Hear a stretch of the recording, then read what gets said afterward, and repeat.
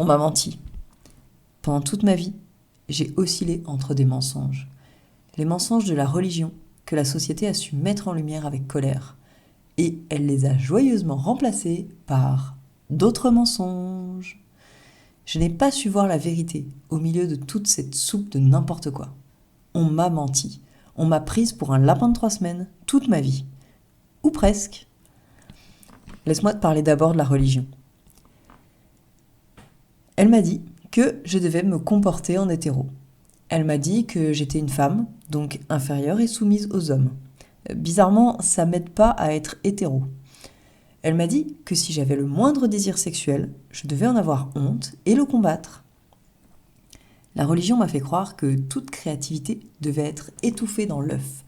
Tu as le droit de faire un dessin pour représenter des personnages bibliques, d'écrire un livre aussi passionnant que la notice d'un presse-agrumes sur la bienséance et la manière de tenir sa maison en tant que femme, et éventuellement de créer une vidéo sur le même sujet.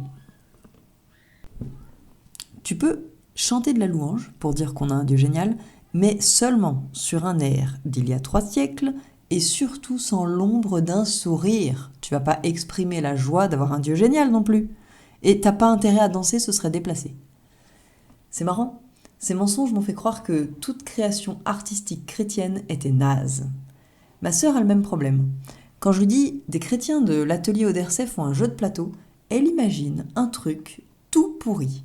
Genre, t'as ton petit pion et tu fais sagement c'est dimanche, je mets mes beaux vêtements et je vais à l'église. Et tu avances ton petit pion sur le petit plateau en direction de la petite église. J'ai cru que l'humilité, c'était de se dévaloriser, se prendre pour une moins que rien et se croire incapable. Focaliser sur ses faiblesses et les amplifier jusqu'à ce qu'elles s'ancrent dans mon cœur. De toute façon, les humains sont des pécheurs, c'est-à-dire qu'ils font tout de travers. Quelle bande de pourris! La religion m'a dit que je n'étais pas libre. Je ne devais pas faire n'importe quoi. Pas d'alcool, ou pas beaucoup, pas de fumette, même si c'est bio, pas de sexe, à part éventuellement du sexe hétéro dans le cadre du mariage sans trop kiffer. Pas de séries violentes et pleines de sexe, pas de gros mots. La haine et la rage ne doivent pas sortir. Les émotions ne sont bonnes qu'à garder dans son cœur sans jamais transparaître.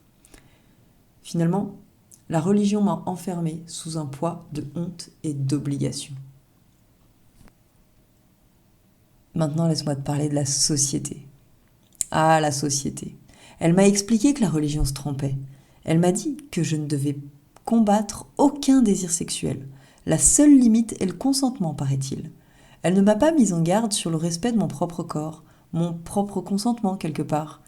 Elle m'a fait croire que dans un milieu professionnel d'hommes, je devais faire des blagues encore plus dégueu que les autres, histoire de me faire accepter, histoire de prouver que je pouvais faire pire. Elle m'a montré comment lâcher ma colère sur les autres sans jamais la traiter, pour qu'elle pourrisse le cœur de mon entourage en plus du mien. Si j'ai une attirance pour une femme, c'est que je suis bi ou gay, ou pan, c'est encore mieux. Il faut accepter mon identité. La société ne m'a surtout pas dit de regarder ce qu'il y avait derrière. Elle n'a pas attiré mon attention sur une éventuelle possibilité qu'il se pourrait peut-être qu'une peur et une haine profonde des hommes se cachent derrière cette attirance. La société m'a dit que la femme n'avait pas besoin d'homme, qu'elle pouvait tout faire pareil, à part peut-être faire pipi debout. Elle m'a dit que dans le domaine du travail, je devais faire comme les hommes. La société m'a fait croire que la créativité devait choquer. Être artiste, c'est secouer la société. Elle m'a fait croire qu'il fallait écrire Game of Thrones ou Sense8. Elle m'a fait croire qu'il fallait mettre de la violence, du sexe débridé et de la cruauté pour réussir. Je me suis pas demandé, mais pour réussir à quoi ? Elle m'a dit que quand tu regardes une série avec 15 personnes qui couchent toutes ensemble, il faut pas écouter cette petite gêne en toi. Il faut absolument et rapidement ignorer ce sentiment d'avertissement si discret et si facile à balayer. Il vient probablement d'injonctions culturelles dues à la religion. Elle m'a dit qu'il fallait s'écouter et se respecter, mais elle a bien pris soin de biaiser la signification de ce sage conseil. La société m'a dit aussi que l'humilité, c'est de croire que tu n'es pas différent des animaux. Tu es issu de la même évolution, la même vie, t'es juste un animal parmi tant d'autres. Alors pour qui tu te prends à vouloir tout contrôler ? La société m'a dit que si t'arrives pas à faire un truc, c'est que c'est pas pour toi. Natalia, t'as fait un burn-out en tant que prof. T'es pas faite pour être prof. T'es trop sensible, t'as pas d'autorité, t'es pas ci, t'es pas ça, et puis tout ça. La société m'a fait croire que spirituellement, tout le monde avait raison. Toutes les religions et spiritualités disent plus ou moins la même chose de toute façon. T'as qu'à te sortir les doigts des poches et grandir, évoluer, t'élever. La tolérance, c'est accepter que tout le monde a une part de vérité. Tout le monde a raison. Du coup, tu fais comment avec ceux qui disent que les autres ont tort? Mais si tout le monde a raison, pourquoi on n'est pas tous en paix? Pourquoi l'angoisse, la colère et le mal-être font tant de ravages? Si la solution est juste de faire une tambouille de tout ce qui passe, tout le monde l'a trouvé. Et tout le monde devrait être libre et en paix, non? La société m'a dit que j'étais libre. Libre sexuellement, libre dans mes projets, libre de haïr, libre de juger, libre d'endurcir mon cœur de toutes les noirceurs, libre de détruire mon corps, libre de me laisser enchaîner par les addictions les plus tenaces. La société m'a enchaînée avec des liens vicieux qu'elle a appelés liberté. Mais on va pas s'arrêter là, parce que je vais finir par le point de vue de Jésus dans l'histoire, ou ce que j'en comprends actuellement en tout cas. Après tout ça, Jésus est arrivé en grand seigneur, littéralement pour le coup. Roi du consentement, il m'a demandé si j'étais ok pour qu'il me guide. J'ai dit oui, parce que je commençais à percevoir son amour pour moi et je savais que c'était une bonne chose. Mais je savais pas à quel point. J'avais aucune idée de ce à quoi je disais oui, et c'est mieux que tout ce que j'avais imaginé. Pourtant, je t'assure que j'en ai de l'imagination. J'avais pas réalisé que je signais pour une aventure aussi extraordinaire. J'ai dit oui et ma vie a basculé. J'ai dit oui et tout a changé. J'ai dit oui et les mensonges ont sauté. J'ai dit oui et la vérité s'est engouffrée en moi. J'ai dit oui et je suis devenue hétéro sans faire exprès parce que j'ai été libérée de haine et de peur. J'ai dit oui et avec le temps, Jésus m'a montré que Dieu a créé les femmes comme égales des hommes, mais avec des différences. Je n'ai pas besoin de prétendre faire comme les hommes, j'ai rien à prouver. J'ai pas non plus besoin de correspondre à un stéréotype de genre débile inventé par la société et la religion, parce que les deux s'y sont mises, pour le coup.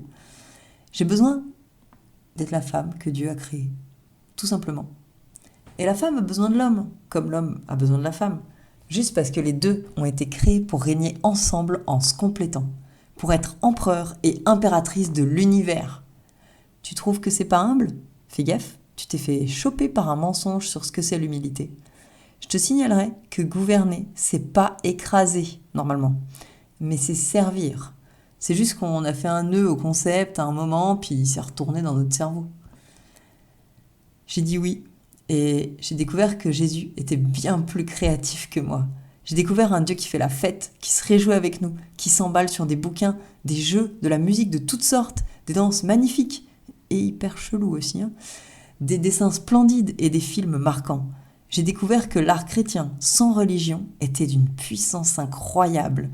J'ai découvert que réussir, c'était pas devenir riche et célèbre, mais toucher des cœurs, aider des gens à avancer vers la paix et la liberté.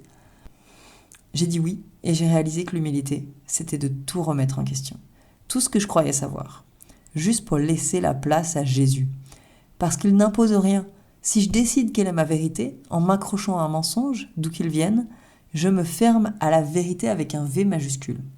Ouais, si t'es pas chrétien, pour info, Jésus, c'est la vérité. J'ai dit oui, et j'ai commencé à voir les mensonges des belles spiritualités bien à la mode, et même du développement personnel. Tu dois t'élever, tu dois être mieux. C'est juste une autre religion qui te met aussi un poids sur les épaules et qui te cache la vérité. Jésus, lui, descend à ton niveau, tout contre ton cœur, pour te rencontrer. Et si tu acceptes, petit à petit, il te transforme. N'essaye pas de le faire toi-même, tu vas galérer, tu vas te planter et tu vas croire que t'es pas assez bien. Ne laisse pas une religion ou un courant de pensée te pousser à imaginer que tu n'as qu'à faire mieux. C'est pas possible. Sans Jésus, c'est pas possible. J'ai dit oui, et Jésus m'a dit que j'étais prof. Il m'a guéri de tout ce qui m'empêchait de rentrer dans ce rôle et m'a propulsé dans un univers nouveau de kiffage intégral de mon job. J'ai dit oui, et je suis devenue libre. Pas d'une liberté qu'on te raconte, pas d'une liberté qu'on te construit en affirmant que c'est ça. libre d'une liberté palpable. La paix et la joie sont devenues réelles. La couleur a envahi le monde. J'ai dit oui à la vérité et j'ai commencé à vivre. Le 14 janvier 2023, un peu après 20 heures. Voilà pour cet article. C'était Natalia, co-impératrice de l'univers, avec tous les enfants de Dieu et sous la direction bienveillante de celui-ci.